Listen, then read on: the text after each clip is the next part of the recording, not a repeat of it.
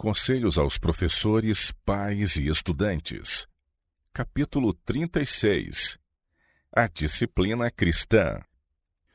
O lidar com a mente humana é a mais delicada tarefa que já se haja confiado a mortais, e os professores necessitam constantemente do auxílio do Espírito de Deus a fim de executarem devidamente sua obra. Entre os jovens que frequentam a escola, encontrar-se-á grande variedade de caracteres e educação. O professor terá de enfrentar impulso, impaciência, orgulho, egoísmo, indevida presunção. Alguns dos moços viveram em ambiente de restrição e aspereza arbitrários, o que lhes desenvolveu o espírito de obstinação e desconfiança. Outros foram amimados, sendo-lhes permitido por pais excessivamente amorosos que seguissem as próprias inclinações. Têm-se desculpado os defeitos até que o caráter ficou deformado. Para lidar com êxito com essas diferentes mentalidades, o professor necessita exercer grande tato e delicadeza na direção, ao mesmo tempo que firmeza no governo. Manifestar-se-ão muitas vezes desgosto e mesmo desdém para com os devidos regulamentos. Alguns porão em campo sua habilidade para esquivar-se aos castigos, enquanto outros exibirão indiferença e pouco caso para com as consequências da transgressão. Tudo isto exigirá paciência, domínio e sabedoria por parte daqueles a quem foi confiada a educação dos jovens. A parte do estudante. Nossas escolas foram estabelecidas para que aí os jovens aprendam a obedecer a Deus e à sua lei e se habilitem para o serviço. São necessárias regras para a conduta dos que frequentam a escola, e aos alunos cumpre agir em harmonia com esses regulamentos. Nenhum aluno deve pensar que, por lhe haver sido permitido dominar em casa, pode fazer o mesmo na escola. Suponhamos que isto fosse admitido. Como poderiam os jovens ser preparados para missionários? Todo aluno que entra para uma de nossas escolas deve submeter-se à disciplina. Os que se recusam a obedecer aos regulamentos devem voltar para casa. Os professores devem prender os discípulos ao próprio coração por laços de amor e bondade e estrita disciplina. O amor e a bondade nada valem a menos que estejam ligados com a disciplina que Deus disse deve ser mantida. Os estudantes vão para a escola a fim de serem disciplinados para o serviço, preparados para empregar da melhor maneira possível as suas faculdades. Se ao chegarem decidem cooperar com os professores, o estudo lhes será de muito maior valor do que se entregarem à inclinação de serem rebeldes e desenfreados. Dediquem eles aos mestres sua simpatia e cooperação. Apoiem-se firmemente ao braço do poder divino, assentando não se desviar da vereda do dever.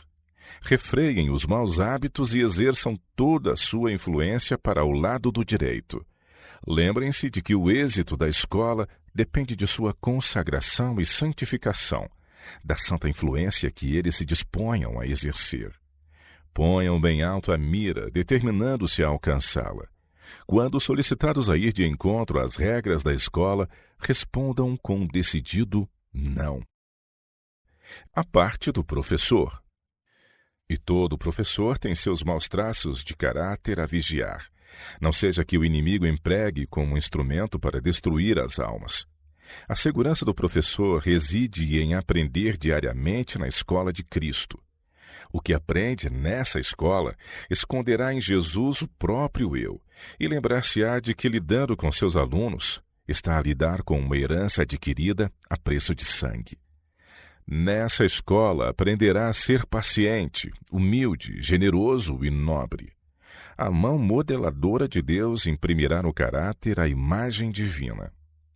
Sejam os métodos de Cristo seguidos no trato para com os que cometem erros.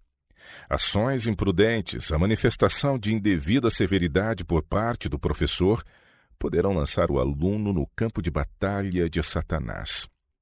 Há prodígios que foram conservados fora do reino de Deus em virtude da falta de espírito cristão dos que professavam o cristianismo. Qualquer que escandalizaram destes pequeninos que creem em mim, disse Cristo, Melhor lhe fora que se lhe pendurasse ao pescoço uma mó de azenha e se submergisse na profundeza do mar. Mateus 18, verso 6. Seria melhor não existir do que viver dia a dia vazio daquele amor que Cristo preceituou aos seus filhos. Uma natureza semelhante à de Cristo não é egoísta, destituída de bondoso interesse e fria. Ela compreende os sentimentos dos tentados e ajuda o que caiu a fazer da provação como que um degrau para coisas mais altas.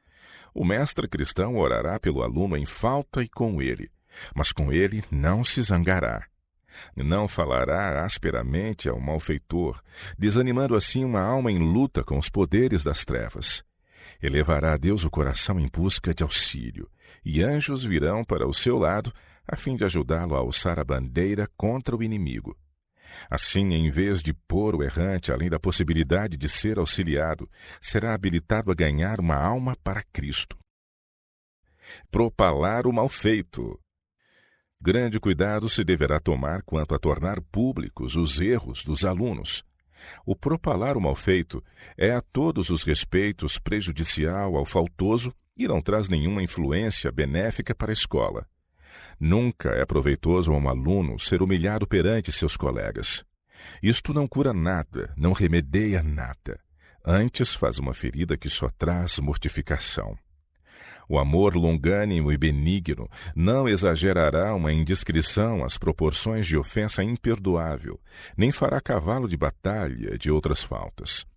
As Escrituras ensinam claramente que os errantes devem ser tratados com brandura e consideração.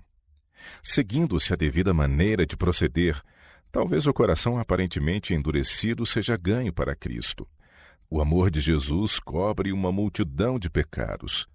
Sua graça não leva nunca à exposição dos maus feitos de outro, a não ser que haja disso positiva necessidade. Vivemos em um mundo duro, insensível, destituído de caridade. Satanás e seus anjos estão empregando todos os meios ao seu alcance para destruir as almas. O professor fará aos seus alunos um bem proporcional à fé que neles têm. E lembre-se o mestre de que são os mais desafortunados os dotados de temperamento desagradável, rudes, obstinados, malévolos, os que mais necessitam de amor e compaixão. Os que mais provam nossa paciência são os mais necessitados de nosso amor. Não passaremos por este mundo senão uma vez. Todo bem que nos for dado fazer, devemos fazer sincera, infatigavelmente, naquele espírito que Cristo pôs em sua obra. Como podem alunos grandemente necessitados de auxílio ser animados a avançar na devida direção? Unicamente tratando-os com o amor revelado por Cristo. Talvez digais que os devemos tratar como merecem. Que seria se Cristo nos tratasse assim?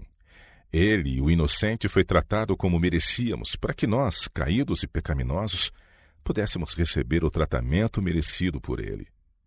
Mestres, tratai aqueles de vossos discípulos que sejam menos promissores, pela maneira de que os julgais realmente merecedores, e os tornareis casos desesperados, estragando ao mesmo tempo vossa própria influência. Isto vale a pena? Não, 100 vezes não.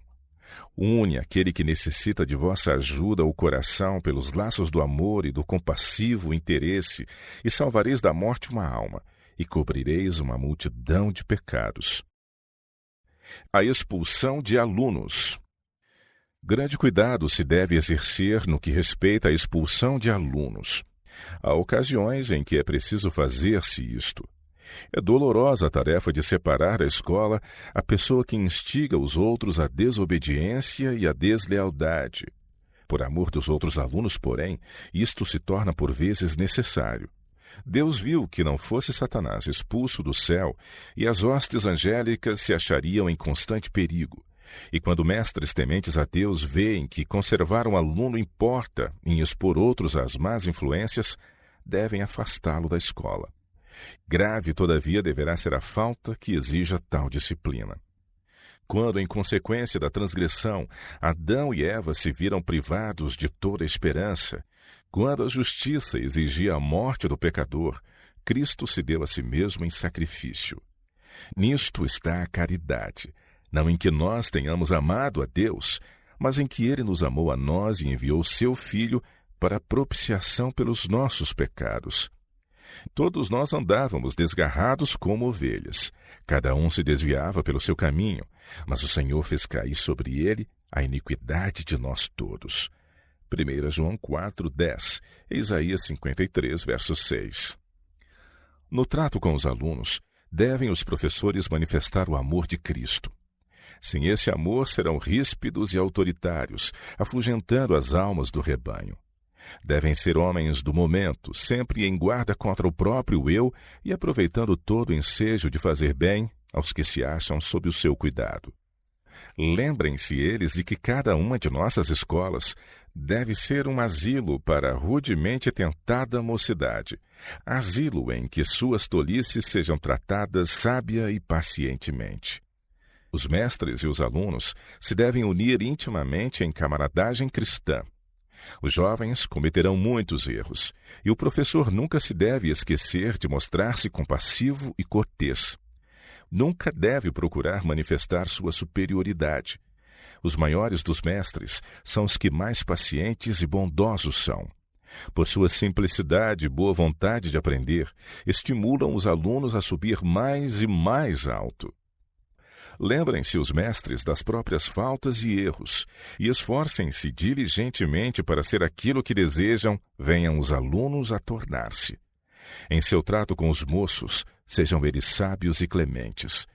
Não esqueçam que esses jovens necessitam de palavras sãs, animadoras, bem como de atos de molde a auxiliá-los. Mestres, tratai vossos alunos como filhos de Cristo, a quem Ele quer que ajudeis em qualquer ocasião de necessidade. Tornai-os vossos amigos. Dai-lhes demonstrações práticas de vosso abnegado interesse por eles. Ajudai-os nos momentos difíceis. Terna e pacientemente esforçai-vos por conquistá-los para Jesus. Só a eternidade revelará os resultados de tais esforços. Maior é o dano do que o bem produzido pelo costume de oferecer prêmios e recompensas. Por essa maneira, o aluno ambicioso é estimulado a se esforçar mais. Aqueles cujas faculdades mentais já são demasiado ativas para as forças físicas que possuem, são incitados a assenhorear-se de matérias demasiado difíceis para a mente juvenil. Os exames também são um transe probante para os alunos desta classe. Muitos estudantes promissores têm sofrido graves moléstias, a morte talvez, em resultado do esforço e da excitação produzidos em tais ocasiões. Os pais e os professores devem estar vigilantes contra esses perigos. As formalidades e cerimônias não devem ocupar tempo e energias que devam, por direito, ser dedicados a assuntos mais essenciais. Neste século corrompido, tudo se perverte para servir à ostentação e aparência exterior. Este espírito, porém, não deve encontrar lugar em nossas escolas. Cumpre-nos ensinar costumes bíblicos, pureza de pensamentos e estrita integridade. Estas são valiosas instruções. Se os professores tiverem a mente de Cristo e estiverem sendo moldados pelo Espírito Santo, serão bondosos, atentos e verdadeiramente corteses. Se trabalharem como se o fizessem aos olhos do céu, serão damas e cavalheiros cristãos. Seu fino porte será constante lição prática aos alunos, os quais, embora sejam a princípio um tanto rústicos, serão dia a dia moldados por sua influência.